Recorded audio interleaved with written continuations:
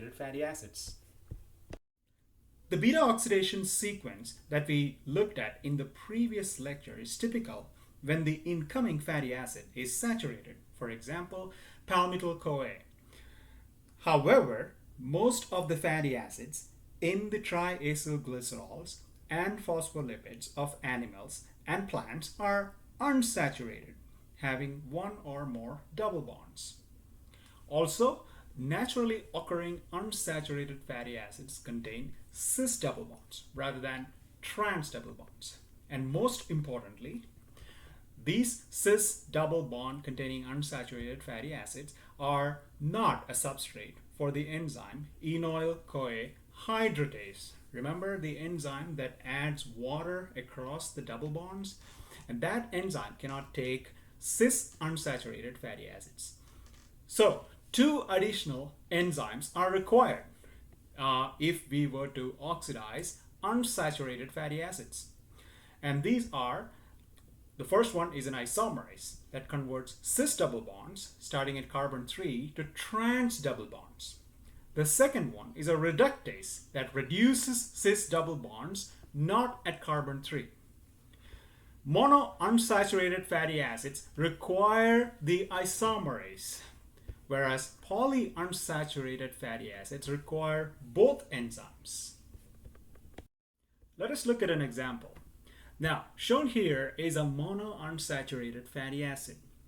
That is oleoic acid, and the CoA of oleoic acid is called as Oleoyl-CoA.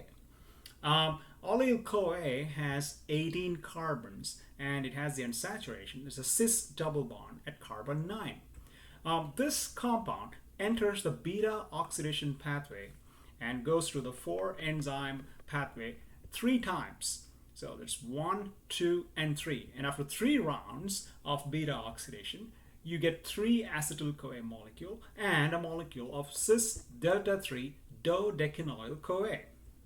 Now, if you look at this molecule, this is the molecule that the enoyl-CoA hydratase cannot act upon. That means the enzyme cannot add water across this double bond because this is a cis unsaturated fatty acid. So the enzyme delta-3 delta-2 enoyl-CoA isomerase come to the rescue.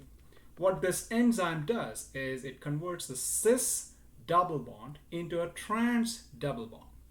Now, this molecule can be acted upon by enoyl-CoA hydratase because it can add water here, and then the next enzyme, the dehydrogenase, can convert it to a ketone, and the next enzyme, thiolase, can break it and release an acetyl-CoA.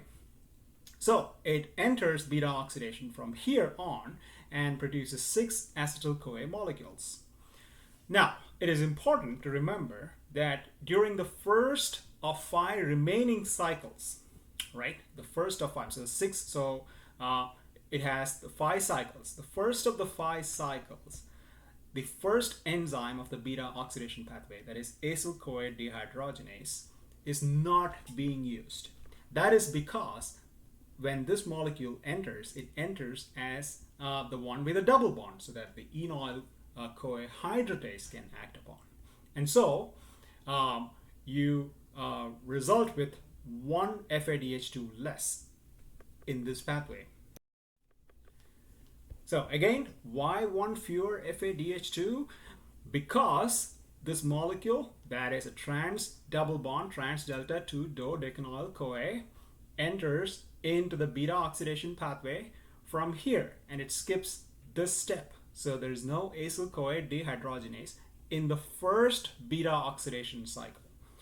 When this enters, after this, you get 5 cycles and 6 acetyl-CoA, and in the first cycle, the acyl-CoA dehydrogenase is not used because the molecule enters like this, and the 3 steps are being utilized in the first beta oxidation cycle. And as a result, there is 1 fewer FADH2. Let's look at another example. In this case, the beta oxidation of a polyunsaturated fatty acyl-CoA. In this case, Linoleoyl CoA is the example that is used here. Linoleoyl CoA has 18 carbon atoms, and it has two double bonds, two cis-double bonds, one at position 9 and position 12. Linoleoyl CoA undergoes 3 passes through the beta oxidation sequence to yield 3 molecules of acetyl-CoA and the coenzyme A ester of a 12 carbon unsaturated fatty acid. That is this. And the unsaturation is in carbon 3 and carbon 6. Now, this intermediate cannot be used by enzymes of the beta oxidation pathway, specifically enoyl-CoA hydratase. And that is because of the nature of these double bonds. Both these double bonds are cis-double bonds, and enoyl-CoA hydratase can only act on trans-double bond. Right. However, the combined action of two enzymes, that is enoyl-CoA isomerase and 2,4-di-enoyl-CoA reductase, can help in the beta oxidation, complete beta oxidation of linoleoyl CoA. Let's look at as to how this is done. Right now, this is the full cycle here, and I'm going to break this down into 2 parts. So linoleoyl CoA gets converted to this 12 carbon acyl CoA molecule after going through 3 cycles of beta oxidation, and as a result 3 acetyl CoA molecules are released. Next, this molecule, that is a 12 carbon acyl CoA molecule with 2 cis double bonds, need to be converted to a trans double bond. And for this purpose, an enzyme delta 3 delta 2 enoyl-CoA isomerase is used. And what this enzyme does is converts the double bond, the cis double bond between carbon 3 and carbon 4, and converts it to a trans double bond between carbon 2 and carbon 3.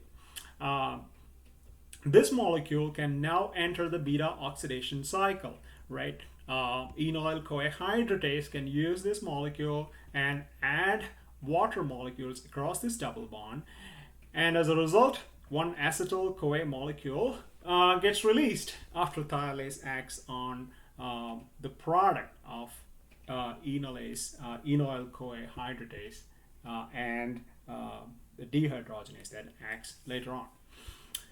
Once that is done, once the acetyl-CoA is released, you're left with a 10 carbon acyl-CoA molecule that has a 2,3 trans double bond and a 4,5 cis double bond.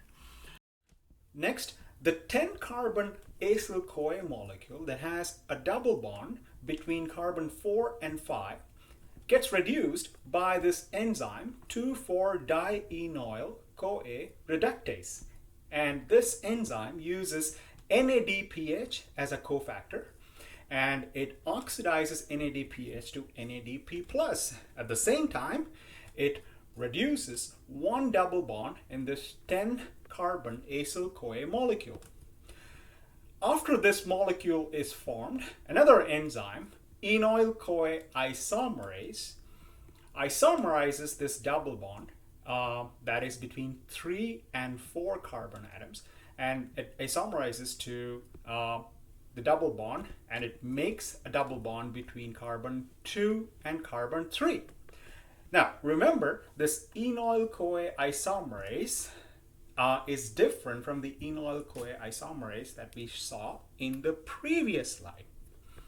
Now once this molecule, this 10 carbon acyl-CoA molecule that has a trans double bond between carbon 2 and 3 is formed, it can enter the beta oxidation cycle. Right? Now this is a substrate for enoyl-CoA hydratase. So it enters that specific step and goes through 4 cycles of oxidation, beta oxidation, resulting in 5 acetyl-CoA molecules. The key step in the beta oxidation of a polyunsaturated fatty acyl-CoA is catalyzed by this enzyme 2,4-di-enoyl-CoA reductase, as we saw in the previous slide. This enzyme reduces a double bond into a single bond, right? And it uses a a cofactor named as NADPH, and it oxidizes NADPH to NADP+. Reason is NADPH is electron rich, and that electron is what is being used up by this enzyme to reduce this double bond to a single bond. Now, we have seen this before. NADP is very similar to NAD as shown in this a box here. The structure of NAD or NADP, the only difference is that the 2' hydroxyl of the ribose group in NAD plus is esterified with a phosphate, or it is phosphorylated. If it's not phosphorylated, it is NAD plus. So certain enzymes can only use NAD plus, and certain enzymes can use NADP plus. So there is a difference. Now in this case, the enzyme is not making NADPH. It is utilizing the NADPH and it's converting it to NADP plus. So how does it do? As I said, NADPH is electron rich. So the nitrogen in the ring has a pair of electrons that it pushes in, and it pushes the double bond and pushes out the hydride. This hydride is then used to attack this double bond that is between carbon 2 and carbon 3. As a result, this double bond can be pushed in between carbon 3 and 4, and the double bond between 4 and 5 can be pushed out to abstract a proton from an acid in the active site of an enzyme. So that enzyme is indeed 2,4-di-enoyl-CoA reductase, right? As a result, you get this molecule that now has a single trans double bond between carbon 3 and carbon 4. Again, this is not the right substrate for enoyl-CoA hydratase, so another enzyme, enoyl-CoA isomerase, isomerizes this double bond between 3 and 4 and converts it to a double bond between 2 and 3. So this is the mechanism of the enzyme 2,4-di-enoyl-CoA reductase. Now, since we have seen the beta oxidation of a monounsaturated fatty acid and a polyunsaturated fatty acid, right? We saw two different examples. Now the question is, what is the ATP yield? We have seen that if you use a saturated fatty acid such as a palmitoyl CoA, right, you get 108 ATP molecules. What about for the unsaturated fatty acid CoA? Can you figure out what the ATP yield is? I could give you hints, and I want you to figure out how many ATP molecules can you produce by the beta oxidation of Oleoyl-CoA, right? So as you could see, 3-acetyl-CoA can come out of this, and 3 FADH2 and 3 NADH can come out, right? These 3-acetyl-CoA plus the 6-acetyl-CoA, so a total of 9-acetyl-CoA can enter the citric acid cycle pathway, right? Now, also remember, during the conversion of this to this, it has one FADH2 less, because in one of the steps where an isomerase is being used, right, and then the enoyl-CoA hydratase enters, the first step of this beta oxidation is without using the first enzyme of the beta oxidation pathway. So it is one FADH2 less. So account for that one FADH2 less in case of this monounsaturated fatty acid.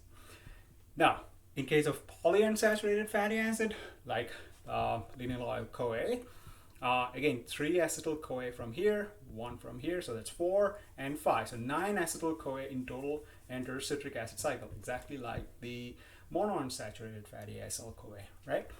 Now, in addition, remember, there is an NADPH that is being used. So again, there is investment of energy in this case.